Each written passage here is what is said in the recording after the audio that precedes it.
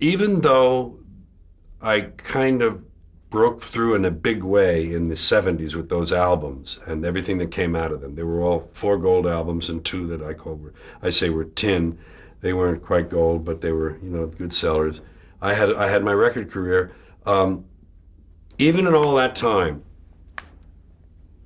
I was going through cocaine years then. I had always been a pot smoker, always been a beer drinker, but I never really got drunk, drunk, drunk. It seemed much. I mean, I kept a buzz. I kept a buzz. That's what I liked. Um, and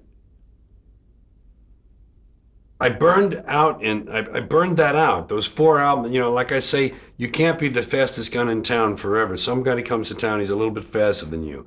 So your day is over. So my album career had faded, and I didn't have a personal vision of myself anymore. I had gone through what I think of as my autobiographical stage. I talked about how when I was a Catholic, when I was a kid, when I was a neighborhood kid, when I was in school, when I was a classroom clown, I talked about my faith, all that stuff. So I had done an autobiographical period, and then I started to get into what they call observational comedy. Trivia. Did you ever think? Well, did you ever notice that the second toe sometimes is longer than the first toe, and or that stuff like you ever take the stuff out in between your toes and put it in a ball and throw it, and these things that have no import at all, but they're universal. See, the comedian thrives on not having to explain the frame of reference to an audience. All you have to do is say, detention. I was sent to detention, and everybody knows what that means. You don't have to go, you can say one word and they're in the world with you. So you look for those universal things if you can find them. And that's what those things served for me. But it was a casting about. It was a wallowing in the backwater of this rush of career success I'd had. I didn't know who I was. I didn't know where to go. That's when I kept doing the Tonight shows.